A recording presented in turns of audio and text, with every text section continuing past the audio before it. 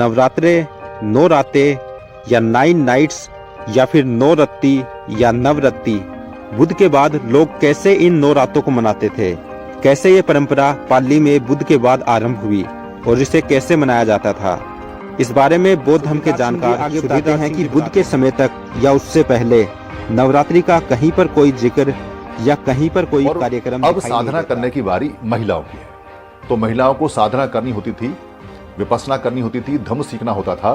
तो धम्म सिखाने के लिए उनको सती माताएं आती थी। सती माताएं जिन्होंने सती पट्ठान के कोर्स किए हों, जो सती पट्ठान में पारंगत हों, जो सती पट्ठान के बारे में जानती थी, तो महिलाएं वहां आती थी, वो सिखाती थी। तो पहले 3 दिन जो होते थे वो बहुत दुर्गम होते थे। दुर्गम मतलब बहुत मुश्किल, दुर्ग एकदम। पाली में दुर्ग बोलते हैं और संस्कृत भाषा में दुर्ग बोलते हैं। तो जो इस काम को करती थी महिलाएं, उनको दुर्गा बोलते थे, यानी दुर्गा बोलते थे। तो पहले 3 दिन के अंदर बहुत ज्यादा कष्ट होता था, क्योंकि लगातार साधना करनी है, आनापान करना है, सीखना है, बैठे रहना है, हिलना नहीं है। साधना बिल्कुल सती पट्ठान की दृढ़ है। आपने स्थिर रहना है, स्थिर बनना है, महास्थिर बनना है, तो आपने हिलना नहीं है। जो साधना है वो बिना हिले करनी है। तो 3 दिन बहुत ज्यादा दुर्गम होते थे। इसको बोलते थे दुर्गम दिवस, यानी कि बहुत ज्यादा कठिन दिवस। तो 3 दिन जब ये पार हो जाते थे, तो फिर चौथे, 5वें और 6ठे दिन सती पट्ठान, यानी कि जो सती की विद्या है, जो विपස්සना की विद्या है, जो सती का पाठ है, वो सिखाया जाता था जो महिलाएं होती थी उनको। तो चौथे, 5वें, 6ठे दिन वो सती पट्ठान को, धम्म को सीखती थी। और 7वें और 8वें दिन क्योंकि वो सीख चुकी हैं, तो 7वें, 8वें दिन जो सिखाने वाली महिलाएं आती थीं, सती पट्ठान की माताएं आती थीं, उनको कुछ संगदान देना है, उनको विदा करना है, और मंगल गाथाएं होती थी। तो 7वें और 8वें दिन मंगल गाथाएं होती थी और दान पारमिता पूरी होती थी। 8वें दिन के बाद जो 9वां दिन आता था, 9वें दिन जो घर की ऐसी महिलाएं होती थीं, बेटियां होती थीं जिनकी शादी नहीं हुई है, जो नवयौवनाएं हैं, उन सबको इकट्ठा किया जाता था और उनको इकट्ठा कर कर उनको साधना का एक दिन सिखाया जाता था, ताकि वो जब शादी होकर जाएं तो इस साधना को सीखें और वहां पर करें। तो उनको बुलाया जाता था। आज के समय हम बोलते हैं कि कन्या की पूजा की गई है, कन्या पूजा बोलते हैं, पर पूजा का मतलब पाली में होता है पीले वस्त्र वाले, पीले कपड़े वालों को जानना, यानी जो भिक्षुणी हैं उनको जानना, जो वो बता रही हैं उनको जानना, उसको पूजा बोलते थे पुराने समय में। तो उनको बुलाया जाता था, उनको खाना खिलाया जाता था, उनकी खातिरदारी की जाती थी।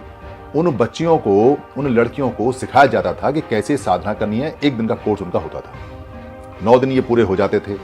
ये 9 दिन और 9 रातें कार्यक्रम चलता था, इसलिए इसको 9 रातें बोलते हैं, 9 रत्ती बोलते हैं। और 10वें दिन विजयदशमी, यानी कि हमने बुराइयों पर विजय प्राप्त कर ली है, विजयदशमी है, ये एक उत्सव के रूप में बनता था। हिंदू धर्म का सबसे तेजस्वी पर्व अगर कोई है तो वह है दुर्गा पूजा या दुर्गोत्सव। अब जलन के मारे ये जो फूलेवादी हैं वह लोग ये कह रहे हैं कि बौद्ध धर्म का नवरात्रि को ही ब्राह्मणों ने नवरात्रि बनाया और वह नवरात्रि का सारा श्रेय खुद लेना चाहते हैं। तो क्या यह बात सत्य है? क्या ब्राह्मणों ने एक बौद्ध पर्व को नवरात्रि बनाया? तो उसके सिलसिले में वह पहले कहते कि ब्राह्मणों ने नवरात्रि को चोरी किया, नवरात्रि का कोई अस्तित्व नहीं था बुद्ध से पहले, कोई पुरातात्विक अवशेष नहीं है नवरात्रि का बुद्ध से पहले, इस तरीके का बात करते। तो मैं सबसे पहले देखूंगा नवरात्रि का बुद्ध से भी पहले आर्कियोलॉजिकल, पुरातात्विक प्रमाण जो साबित कर देगा बहुत कुछ। तो अब हम सब जानते हैं कि बुद्ध से पहले भी सरस्वती, सिंधु, हड़प्पा सभ्यता में कई तरह के देवियों का पूजा होता था, जैसे भूमि देवी, पार्वती, देवी माता, दुर्गा इत्यादि। तो देवी का कल्पना पहले ही हो चुका था और इसमें से दुर्गा जो था सबसे प्रमुख देवी थी। जैसे हड़प्पा में एक मूर्ति पाया गया है जिसमें सिंदूर, पूरे शरीर पर सिंदूर है, वैसे ही एक और मूर्ति पाया गया जिसमें उसके कपाल और मांग में सिंदूर है। इसके अलावा दुर्गा का महिषासुर मर्दिनी के रूप में भी हड़प्पा सभ्यता में पुरजोर पूजा होता था। यहां एक मुद्रा पाया गया जिसमें पशुपति शिव महादेव बैठे हुए हैं पद्मासन में और दुर्गा जो है वह एक भाले से महिष का वध कर रही है। इसके साथ साथ दुर्गा, हमको याद रखना पड़ेगा कि महिषासुर मर्दिनी की पूजा में सप्त मातृका ब्राह्मणी, वैष्णवी, इंद्राणी, महेश्वरी, योगेश्वरी, कौमारी, वाराही, नरसिंही, चामुंडा, इन सप्त मातृकाओं का बहुत बड़ा एक स्थान है। तो महाभारत ले लीजिए, वाराह पुराण ले लीजिए, अग्नि पुराण ले लीजिए, ऐसे कई पुराण हैं जिसमें दुर्गा का पूजा का वर्णन किया है, नवरात्रि का वर्णन किया गया है, सप्तमातृका का वर्णन किया है। महाभारत हो, वाराह पुराण हो, अग्नि पुराण हो, मत्स्य महापुराण हो, स्कंद महापुराण हो, विष्णु धर्मोत्तर पुराण हो, या फिर श्रीमद देवी भागवत महापुराण हो, मार्कंडेय महापुराण हो, देवी महात्म्य हो, चंडी पाठ हो, इन सारे ग्रंथों में दुर्गा पूजा, नवरात्रि और सप्त मातृकाओं का जिक्र है। अब हमको एक चीज जानना पड़ेगा कि विश्व का सबसे प्राचीन शास्त्र जो है वेद, जो कि बुद्ध त्रिपिटक, महाभारत और पुराणों से भी पुराने हैं, उनमें भी सप्त मातृकाओं का वर्णन है। ऋग्वेद 9.102.4 में आता है, यज्ञानं सप्तमात्रो वेदाम शासत शर्ये अयं धरुवो रयिणां चिकेत यत, अर्थात the seven mothers instrumental duet the Soma, the instrumental tutor of the sacrifice when born for the prosperity of the worshippers, to that this firm soam is cognizant of riches। यानी ऋग्वेद 9.102.4 में सप्त मातृकाओं को सोम का बनाने में उनका प्रमुख रूप था, ये बताते हैं। अब मधु बजाज वांगू नाम की एक इतिहासकारा है, उन्होंने कहा है कि सप्त मातृका का वर्णन एक हड़प्पा के मुद्रा में भी पाया जाता है। तो ये वो मुद्रा है। मैं आपको आगे चल के जब बात करेंगे तब मैं आपको समझ में आएगा कि सप्त मातृका का इतना मैं वर्णन क्यों कर रहा हूं। ये जो मुद्रा पाया गया है उसमें हम देखते हैं कि देवी जो है वो दो पीपल के पेड़ के बीच में खड़ी है, उसके दोनों हाथों में पूरा चूड़ियों से भरा हुआ है, सर दुपट्टे से भरा हुआ है। एक आदमी जो हॉर्न हेलमेट पहना हुआ है वो उसके सामने नीलिंग पोस्चर में, नमस्कार मुद्रा में है। उसने पीछे अपने साथ एक बलि देने के लिए एक भेड़ को पकड़ के लाया हुआ है और एक छोटे से स्टूल में एक इंसान का कटा हुआ सर है, और देवी जो है वह खुद एक हॉर्न हेलमेट पहनी हुई है जैसे शिव पाशुपतिनाथ पहनते हैं, और उसमें एक पंख लगा हुआ है। और सामने ही वहां पर 7 महिलाएं खड़ी हैं जिनके हाथों में लंबे लंबे चूड़ियां हैं पूरे हाथों में, और जिनका लंबा सा पिगटेल चोटी है, और उन्होंने एक मुकुट पहना हुआ है जिसमें एक पंख लगा हुआ है। अब इससे पता चलता है कि यहां पर दुर्गा का के सामने या किसी देवी के सामने नर बलि और पशु बलि दिया जा रहा है। तो अब अगर हम इसी चीज को और आगे पढ़ते रहें, देखते रहें, समझते रहें, तो हमको पता चलेगा कि यह जो नवरात्रि का जो प्रमुख जो चीज है वो सब इस एक सील में पाया जाता है। जैसे आज भी सिंह मुड़िया और गोंडा, छत्तीसगढ़ के गोंडा आदिवासी इसी तरीके का मुकुट पहनते हैं, सींगों वाला जिसमें पंख लगा हुआ है। राजपूताना की आज भी महिलाएं दोनों हाथों में पूरा हाथ कवर कर देती है चूड़ियों से। सप्त मातृकाओं का वर्णन पूरे भारत में हर जगह, जैसे Satavahana, Naneghat caves 300 before Christ, और पशु बलि तो अष्टमी या नवमी को होता ही है। इसके अलावा हम अब देखेंगे नवरात्रि का, नवरास का आर्कियोलॉजिकल एविडेंस। तो एक हड़प्पन सिलिंड्रिकल सील पाया गया है K75 2000 बिफोर क्राइस्ट का है, और इसे पाया गया है कालीबंगन से। अब इस पर्टिकुलर सिलिंड्रिकल मुद्रा में हमको देखने को मिलता है कि एक प्रमुख देवी है जिसके सर पर सींग है, सर पे त्रिशूल भी है, और उसने अपने बालों को दुपट्टे से कवर किया हुआ है। उसका आधा शरीर स्त्री का और आधा शेरनी का है। इसी तरीके का एक और मुद्रा भी पाया गया है, सेम हूबहू इसी देवी का त्रिशूल का सिंबल है, सब कुछ है जो इस पर्टिकुलर मुद्रा में है। तो एक और देवी का भी वर्णन हमको मिलता है हड़प्पा में, जहां पर देवी के सींग है और वह एक शेर का शिकार कर रही है। एक और में एक सिंहमुखी देवी 2 शेरों से लड़ रही है। ये कोई और नहीं, यह नरसिंह ही है, नरसिंह ही है, जिसे इजिप्ट में सेखमेत कहते हैं और भारत के दूसरे हिस्सों में इसे सप्तमातृका में इसको स्थान दिया जाता है। याद रखिएगा, हमने हड़प्पा में नरसिम्हा की पत्नी नरसिम्ही या नरसिंही को देखा है। अब आते हैं उसी K65 सिलिंड्रिकल सील पर कालीमंगन के। इसमें हम देखते हैं कि इसी नरसिंही के चारों तरफ, दोनों तरफ 6 पुरुष, यानी इस तरफ 3 व्यक्ति, उस तरफ 3 व्यक्ति, 2 मर्द भाला और तलवार से एक स्त्री का हाथ पकड़ के वो लोग नाच रहे हैं। तो यह कुछ और नहीं, यह डांडिया रास है। इस डांडिया रास को पहले शायद हड़प्पा के समय में भालों, तलवारों और लाठियों से खेला जाता था। युद्ध का एक नृत्य था और इस तरीके का तलवार रास या खड्ग रास या तलवार डांडिया आज भी राजपूताना में राजपूत पुरुष और मर्द खेलते हैं, या सिर्फ पुरुष खेलते हैं या सिर्फ मर्द खेलते हैं, औरत खेलते हैं, और दोनों मिक्स्ड होकर खेलते हैं। यानी मैंने बुद्ध से भी पहले 2000 बिफोर क्राइस्ट में पुरातत्व प्रमाण दिखाया देवी पूजा का हड़प्पा में नवरात्रि गरबा रास का प्रमाण दिखाया, और पशु बलि और नर बलि प्रथा का भी मैंने प्रमाण दिखाया। अब भी ये फूलेवादी कहेंगे, लेकिन नवरत्ता कहां से आया? नवरत्ता तो 9 रातों का विपासना उत्सव था बौद्धों का। अभी मैं आपको बताता हूं। नवरात्रि या दुर्गा पूजा का अर्थ होता है नव दुर्गा उपासना। नवरात्रि में नव दुर्गा नवशक्ति की पूजा ही की जाती है। अब मैं थोड़ा साइड हटूंगा और मैं प्रमाणित करूंगा कि वेद पुराण जो हैं वो बुद्ध से भी पुराने हैं। तो हमको पता कैसे चलता है? सुत्त निपाता में बुद्ध खुद कहते हैं कि वो सावित्री गायत्री मंत्र और यज्ञ का महिमा मंडन करते हैं। मध्यमा निकाय सेला सुत्ता 92.25 में भी 4 वेदों इतिहास का प्रमाण है। इसका मतलब बुद्ध से भी पहले रामायण, महाभारत, इतिहास, वेद, पुराण, चारों वेद थे।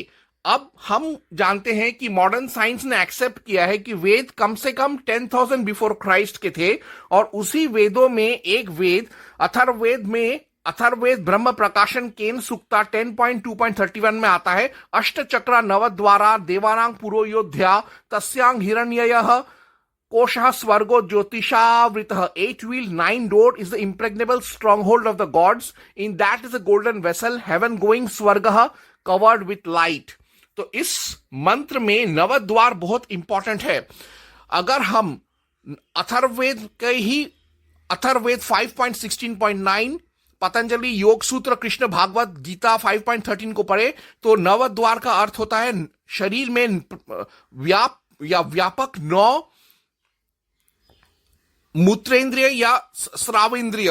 अगर हम इतिहास से इसका पढ़े तो नवद्वार का अर्थ होता है राम जन्मभूमि अयोध्या का 9 रक्षात्मक द्वार। और अगर हम ज्योतिष विज्ञान का पढ़े तो नवद्वार का अर्थ होता है नवग्रह, यानी स्वर्ग के रास्ते को दिखाने वाले 9 ग्रह, नवग्रह।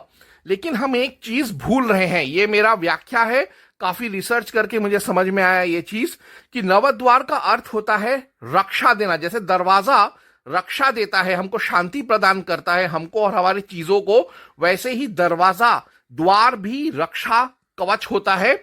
और इतना ही नहीं, जो द्वार होता है वो हमको दूसरी जगह ले जाने, प्रवेश करने का भी वो एक जरिया होता है। यानी नवद्वार ही नव शक्ति है, जो हमें शक्ति भी प्रदान करते हैं, हमें शांति भी प्रदान करते हैं, और साथ में हमें सिद्धि और निधि के तरफ का मार्ग भी दिखाते हैं। तो यहां पर जो नवद्वार दिया हुआ है, इसे एजोटरिक यानी गुप्त या काव्यात्मक तौर पर अगर हम देखें तो नवद्वार का अर्थ होता है नवशक्ति या नव दुर्गा। तो इसी मंत्र को अगर हम हिंदी में या अंग्रेजी में पढ़े तो ऐसा अर्थ होगा, 8 wheeled 9 doored by नवशक्ति नव दुर्गास is the impregnable stronghold of the gods. In that is a golden vessel, heaven going स्वर्गः covered with light. यानी नवशक्ति या नव दुर्गा जो है वही हमारे शरीर को, स्वर्ग को, और स्वर्ग में और हमारे शरीर में व्यापक देवी देवियों का रक्षा करते हैं। तो मैंने ये दिखाया आप सब खुद को कि वैदिक नवद्वार कंसेप्ट 10,000 बिफोर क्राइस्ट में था, यानी उसी से ही नवशक्ति और नवदुर्गा का व्यापक होता है। उसी से 1500 बिफोर क्राइस्ट में पौराणिकों ने नवरात्रि बनाया, एक एक रात एक एक नव शक्ति के लिए, एक एक दुर्गा के लिए, नव दुर्गा समूह में। और उसके बाद 600 बिफोर क्राइस्ट, 600 बिफोर क्राइस्ट में बौद्धों ने नवरात्रि, विपासना उत्सव और नवसती का उन्होंने परिकल्पना किया। यानी इन कंक्लूजन, शेष में हम कह सकते हैं कि बुद्ध से भी पहले हड़प्पा सभ्यता, जो कि आर्य सभ्यता ही है, वह संस्कृत वैदिक सभ्यता ही, उसमें देवी पूजा था। बुद्ध से भी पहले सिंधु सभ्यता में नवरात्रि, गरबा, रास खेलते थे। बुद्ध से भी पहले नवरात्रि और में बलि प्रथा, पशु बलि था। और बुद्ध से भी पहले वेदों में नवशक्ति, नवदुर्गा, नवदेवी या नवसती का परिकल्पना दिया हुआ है। ओम हनुमते नमः। अथर्ववेद ब्रह्म प्रकाशन केन सुक्ता 10.2.31 में आता है, अष्ट चक्रा नवद्वारा देवानां पुरोयोध्या तस्यांग हिरण्ययः कोशः स्वर्गो ज्योतिषावृतः 8-wheeled 9-doored is the impregnable stronghold of the gods. In that is a golden vessel, heaven going स्वर्गः covered with light. तो इस मंत्र में नवद्वार बहुत इंपॉर्टेंट है। अगर हम अथर्ववेद 5.16.9, पतंजलि योग सूत्र, कृष्ण भागवत गीता 5.13 को पढ़े तो नवद्वार का अर्थ होता है शरीर में व्यापक 9 मूत्रेंद्रिय या श्रावेंद्रिय। अगर हम इतिहास से इसका पढ़े तो नवद्वार का अर्थ होता है राम जन्मभूमि अयोध्या का 9 रक्षात्मक द्वार। और अगर हम ज्योतिष विज्ञान का पढ़े तो नवद्वार का अर्थ होता है नवग्रह, यानी स्वर्ग के रास्ते को दिखाने वाले 9 ग्रह, नवग्रह।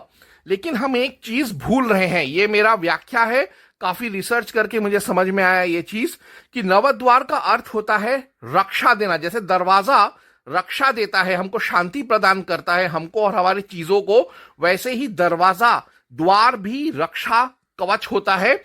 और इतना ही नहीं, जो द्वार होता है वो हमको दूसरी जगह ले जाने, प्रवेश करने का भी वो एक जरिया होता है। यानी नवद्वार ही नवशक्ति है, जो हमें शक्ति भी प्रदान करते हैं, हमें शांति भी प्रदान करते हैं, और साथ में हमें सिद्धि और निधि के तरफ का मार्ग भी दिखाते हैं। तो यहां पर जो नवद्वार दिया हुआ है, इसे एजोटरिक यानी गुप्त या काव्यात्मक तौर पर अगर हम देखें तो नवद्वार का अर्थ होता है नवशक्ति या नव दुर्गा। तो इसी मंत्र को अगर हम हिंदी में या अंग्रेजी में पढ़े तो ऐसा अर्थ होगा, 8-wheeled 9-doored by नवशक्ति नव दुर्गास is the impregnable stronghold of the gods. In that is a golden vessel, heaven going स्वर्गः covered with light. यानी नवशक्ति या नव दुर्गा जो है वही हमारे शरीर को, स्वर्ग को, और स्वर्ग में और हमारे शरीर में व्यापक देवी देवियों का रक्षा करते हैं। तो मैंने ये दिखाया आप सब खुद को कि वैदिक नवद्वार कंसेप्ट 10,000 बिफोर क्राइस्ट में था, यानी उसी से ही नवशक्ति और नवदुर्गा का व्यापक होता है। उसी से 1500 बिफोर क्राइस्ट में पौराणिकों ने नवरात्रि बनाया, एक एक रात एक एक नव शक्ति के लिए, एक एक दुर्गा के लिए, नव दुर्गा समूह में। और उसके बाद 600 बिफोर क्राइस्ट, 600 बिफोर क्राइस्ट में बौद्धों ने नवरात्रि, विपासना उत्सव और नवसती का उन्होंने परिकल्पना किया। यानी इन कंक्लूजन, शेष में हम कह सकते हैं कि बुद्ध से भी पहले हड़प्पा सभ्यता, जो कि आर्य सभ्यता ही है, वह संस्कृत वैदिक सभ्यता ही, उसमें देवी पूजा था। बुद्ध से भी पहले सिंधु सभ्यता में नवरात्रि, गरबा, रास खेलते थे। बुद्ध से भी पहले नवरात्रि और में बलि प्रथा, पशु बलि था।